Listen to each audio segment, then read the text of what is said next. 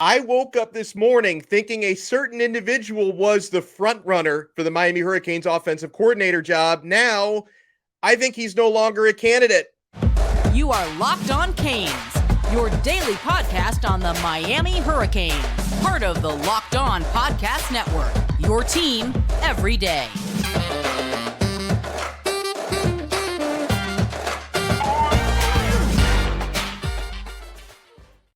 I am Alex Donno, your host. I'm a University of Miami alumnus, longtime South Florida sports radio vet, and contributor to allhurricanes.com. And thank you so much for making Locked On Canes your first listen today. We are available free wherever you get your podcasts and available free on YouTube. This episode is brought to you by FanDuel Sportsbook, official sportsbook of Locked On.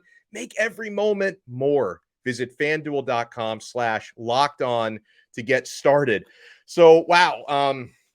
I'm kind of in scramble mode today because I woke up this morning based on, things that I have been told by people I trust and things that I've read over the last couple of days, which were reinforcing the idea to me that Scott Frost, former Nebraska head coach, former UCF head coach, former Oregon assistant coach, I was thinking that he could very well be the front runner for the Miami Hurricanes offensive coordinator job.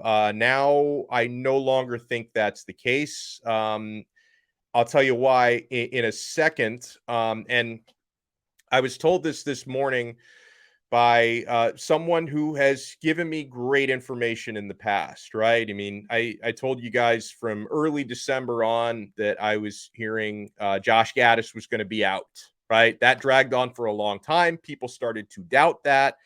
I've been given very good information by this source on that and on other things going all the way back to the Mark Richt era in the past. And, I double check often on what's going on. And I want to emphasize that maybe some people can tell you who the candidates aren't, but we have a tougher time telling you who the candidates are. This thing is being kept very close to the vest by Mario Cristobal, by Dan Radakovich, Alonzo Highsmith, whoever all is involved in this, in those offices at the University of Miami. This is being kept very close to the vest, this offensive coordinator thing. Now, over the last few days, the name I had been seeing and hearing the most was Scott Frost, and that was leading me to believe he could be the front runner here. I followed up on Frost this morning and was told that it looks like he ain't coming. That's what I was told. So I don't know how serious of a candidate he is or ever was, but take that for what you will, guys. This is not, I was told it's likely not going to be Scott Frost. So that is where we are at this morning. And it's interesting because I don't know if this is a decision that's coming from his side or from Miami's side, or if he was ever considered a strong candidate in the first place, but apparently he's not coming. But you talk about the buzz that Frost's name has been getting in recent days. Mike Farrell from Mike Farrell Sports brought up kind of an interesting objection about Frost taking the Miami job. And, Farrell covers college football very closely. He says, this being the Frost rumors, this has some legs, but to me, it's dumb, he said. Mario Cristobal got rid of Josh Gaddis, quite honestly, because of his lack of recent recruiting on offense. That was going to hurt recruiting and already hurt the ability to lure some elite wide receivers that they struck out on. So why replace him with the, in Farrell's words, disgraced Nebraska head coach who couldn't put together any sort of offense in the Big Ten? If I was an opposing team, I would use this as negative recruiting fodder over and over again. It would not be a smart hire. Now, that's a legit concern, right? Because when you talk about what Mario Cristobal is trying to build in Coral Gables, and yes, coaches are important, of course, but this is supposed to be a talent-driven team. That's the way Mario Cristobal compiles or tries to create winners, okay? Because recruiting, aka talent acquisition, that is the most single important component of the recipe that Mario Cristobal is trying to cook down here. Mario Cristobal doesn't try to reinvent the wheel schematically on offense or defense. He wants to have the better Jimmies and Joes on the field. He wants players who can line up and win all of their one-on-one battles. And you need great players to do that. Obviously, you need coaches to teach them up, coach them up, coordinators to put them in the right places at the right time. So I'm not saying that stuff isn't important, but the talent acquisition is the single most important part of what Mario Cristobal wants to do.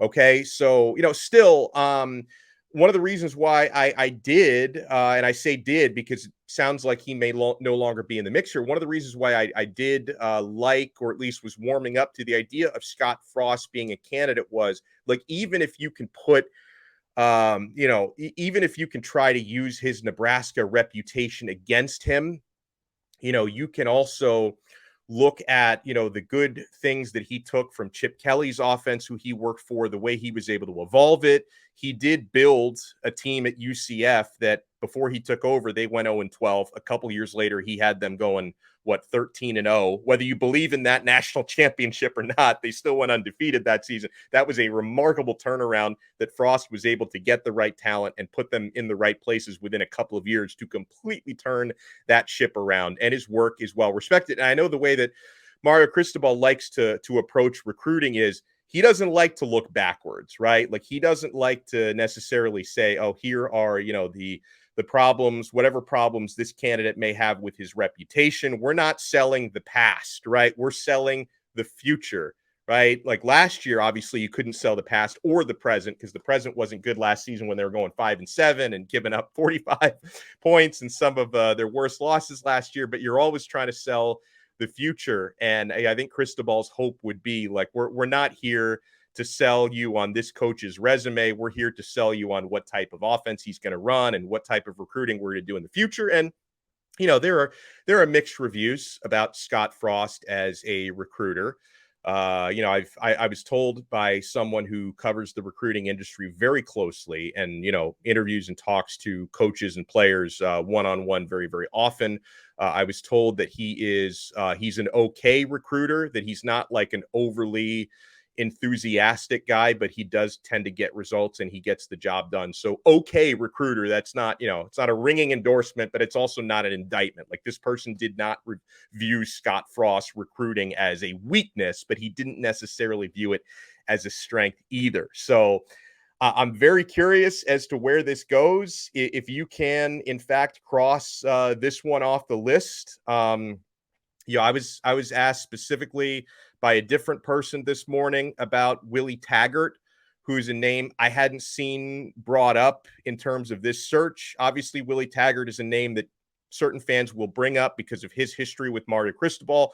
I asked someone I trust about Taggart, and he didn't know. He says he thinks probably a lot of interviews have taken place. He had not heard specifically about Taggart being one of those. So, yeah, I'm curious to monitor this, guys. And listen, if they do end up hiring Frost, don't crush me for it. Because up until 15, 20 minutes ago, I was considering him to be the front runner in a search we know very little about because they're keeping this close to the vest. But yeah, I was told by someone I trust that he ain't coming. That was the exact word, ain't. He ain't coming. So very curious to see how this one plays out. And we have a lot to get to on this episode of Locked On Canes, folks, because yes, today is National Signing Day. I'm expecting it to be a quiet one for Miami, but I'll tell you, this is not the only episode we're going to do today, folks. We're going to have multiple episodes of Locked On Canes today because I will be doing an episode later today with John Garcia Jr., head recruiting analyst for the Locked On Network. We're going to talk about the highlights and the lowlights, mostly highlights for Miami's class of 2023. We are going to break that down. I want to talk on this episode about what I feel to be a very slippery slope and kind of a scary, dangerous one that the NCAA is now going down in order to crack down on NIL enforcement. Is this an overcorrection? Because obviously the NCAA wasn't ready for NIL. They should have been ready. They weren't ready. Are they now going too far over the deep end to try to enforce it? We're going to talk about that. And when we come back, there is a certain member of this Miami Hurricanes class of 2023 that I think deserves a lot more national respect. He's not getting it. Why is he not getting it? Back after this on Locked On Canes. My friends, this year, the only app you need at your Super Bowl party is FanDuel. That's America's #1 sportsbook. We are so excited about our new sports betting partner because they're the #1 sportsbook in America, and they're with us here now on Locked On. That's FanDuel. And if you're new to FanDuel, that's even better. They have so many great features that make betting on sports fun and easy. Download FanDuel now so you can bet Super Bowl 57 with a no-sweat first bet. You'll get up to $3,000 back in bonus bets if your first bet doesn't win. FanDuel lets you bet on everything from the money line to point spreads to who's going to score a touchdown. So I think I like Philly -1.5 against Kansas City. I'm going to be looking at this throughout the next week and a half, but that's where I'm leaning right now. You can find all these numbers, including player props at FanDuel. The FanDuel Sportsbook app is safe, secure, and super easy to use. And best of all, you can get paid your winnings instantly. So join FanDuel today at FanDuel.com/lockedon to claim your no sweat first bet on Super Bowl 57. That's FanDuel.com/lockedon and make every moment more with FanDuel, the official sportsbook partner of the NFL. And thank you so much for making Locked On Canes your first listen today. We're available free wherever you get your podcasts, available free on YouTube. Guys, make sure you're aware Locked On is at the Senior Bowl, so you can get inside analysis from the hosts that covered the NFL's next generation in college and find out which NFL draft boards these players will be climbing all in one location. Subscribe to Locked On NFL Draft for nightly live shows from the Senior Bowl today and tomorrow at 9 p.m. Eastern Time.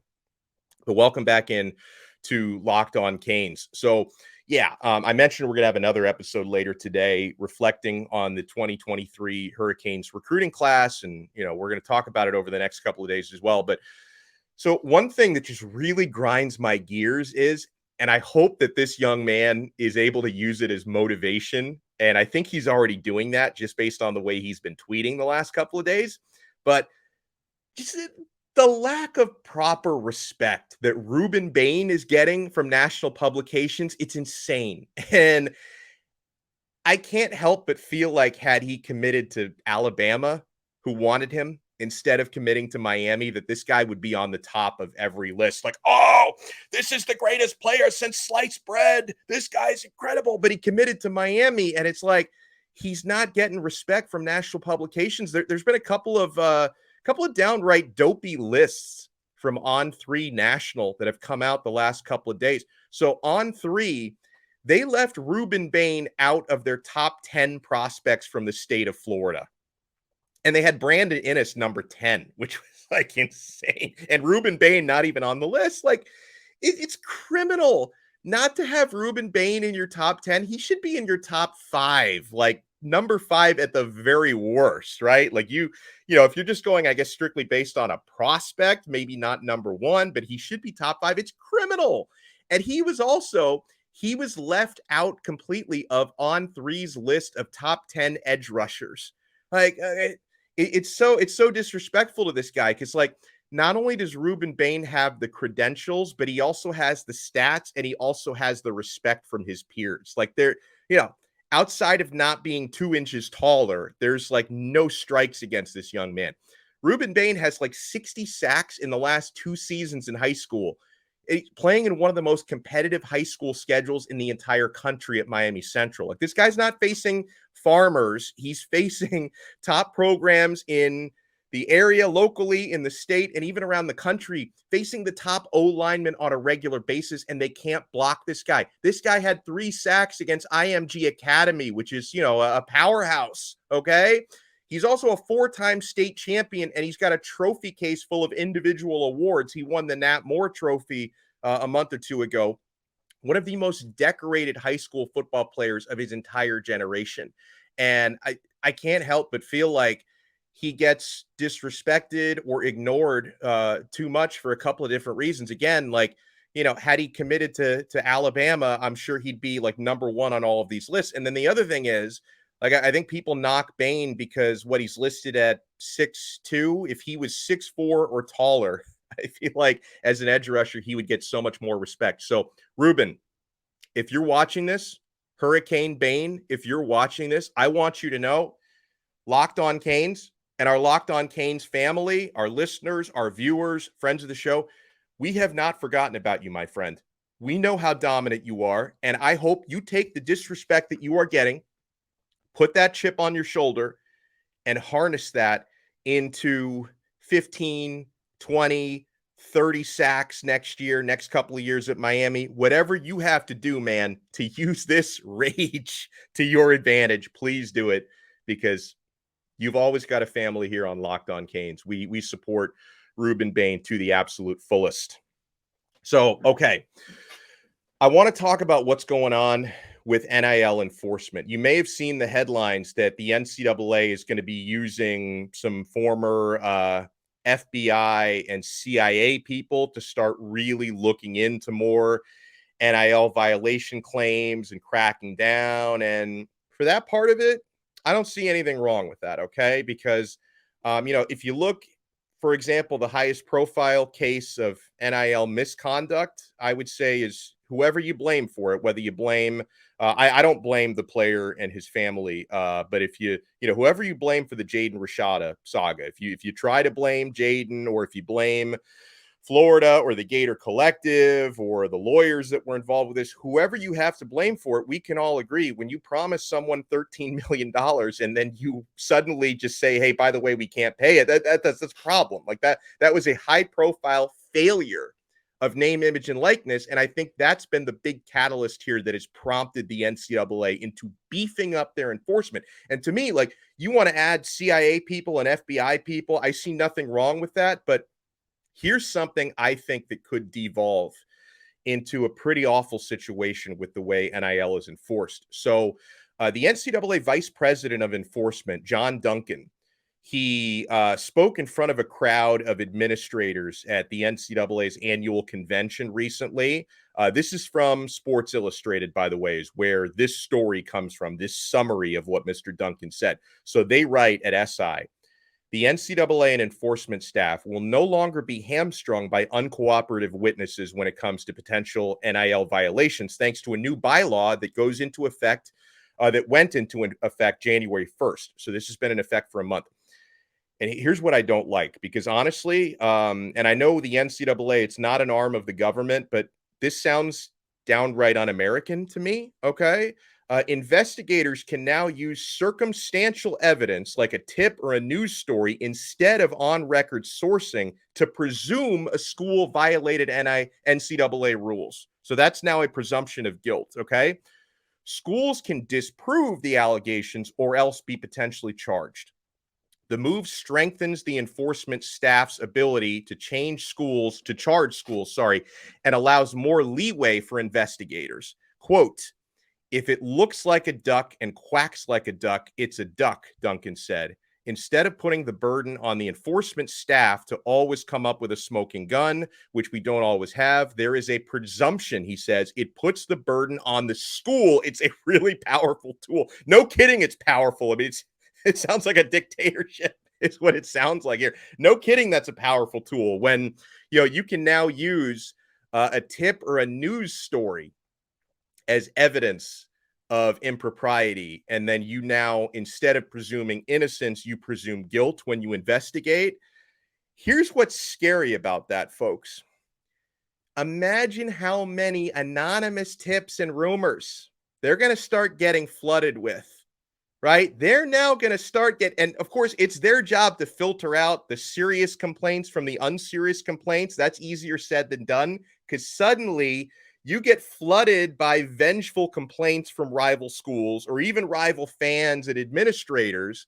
That's going to have the NCAA running around like a headless chicken trying to look into all this stuff. And then how do we trust them to actually decide which schools to look into and which not to look into? Because, folks, I guarantee you there are going to be biases at play here, because they're going to be getting allegations left and right and center, and they're going to have to decide which ones to look into first and maybe which ones they don't have the time or resources to look into at all, because their resources are not unlimited, right? So I can imagine that the NCAA phones are already ringing off the hook with Gator fans just begging them to look into John Ruiz, right? When the Gators fans should probably be more worried about the reptile looking at them in the mirror right now than John Ruiz. And I'm sure, listen, if John Ruiz were here right now, I am sure he would say, go ahead and look into everything we're doing because I have nothing to hide.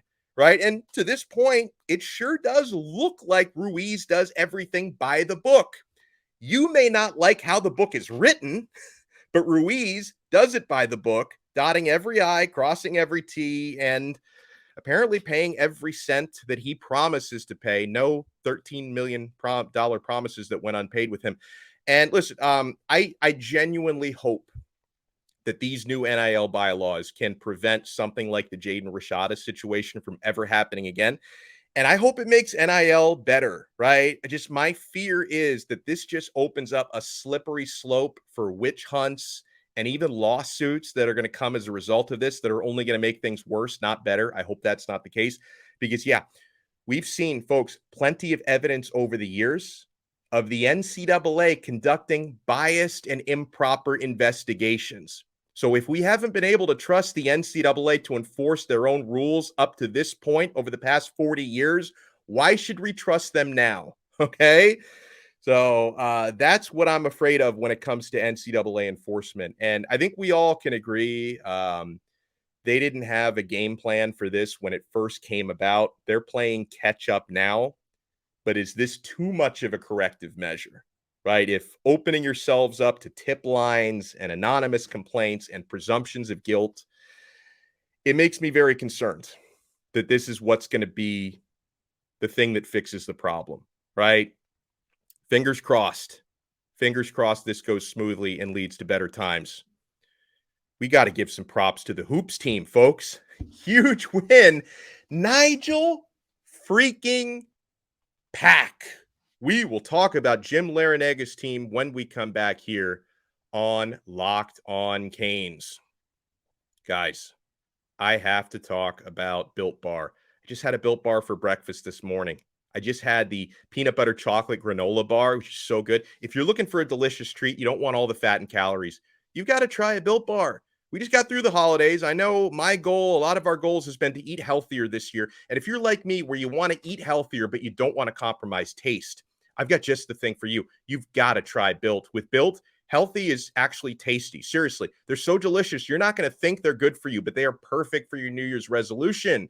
For starters, Built Bars are covered in 100% real chocolate. They come in unbelievable flavors like churro, peanut butter brownie, coconut almond. I just ordered 2 boxes of the cookie dough chunk puff bars. Those are probably my favorites. I'm not sure how Built does it, but these bars, they taste like a candy bar while maintaining amazing macros. Only 130 calories, only 4 grams of sugar, and a whopping 17 grams of protein. And you don't need to wait around now to get a box. For years, we've been talking about ordering your Built Bars at Built.com. Now you can get them at your local Walmart and Sam's Club. That's right. Head to your nearest Walmart today. Walk to the pharmacy section. Grab yourself a box. If you're close to a Sam's Club, run in and grab a 13-bar box with our hit flavors like brownie batter and churro. You can thank me later because I love me some Built Bars. Thank you so much for making Locked On Canes your first listen today. Make sure you make Locked On College Basketball with Andy Patton and Isaac Shade your second listen. And I know they've got to be giving some love to Canes basketball on their next episode. How about that? Andy Patton and Isaac Shade, Locked On College Basketball. They take you through the college hoops landscape like no other. Available just like our show. They are available free on YouTube and free wherever you get your podcasts. Congratulations to Canes Hoops. That was the bounce back win that they needed. Nigel Pack, fantastic last night. So against Virginia Tech, Miami's down 5 points with 8 minutes to play, and it's looking like, oh no, first home loss of the year. Is that coming tonight? But then Pack takes over. He scores 17 points in a 5-minute stretch. He makes 6 straight shots. 5 of those were 3-pointers, by the way. Just, you want to talk about taking over a game? Nigel Pack single-handedly took over the game in Miami's most crucial moment. And the Hurricanes end up beating Virginia Tech 92-83. And Miami are now 12-0 on their home floor. So congratulations to Jim Laranaga and his team for making the Watsco Center an absolute fortress. And it was also at that game last night, it was great seeing some great former Canes athletes were there at the Watsco Center.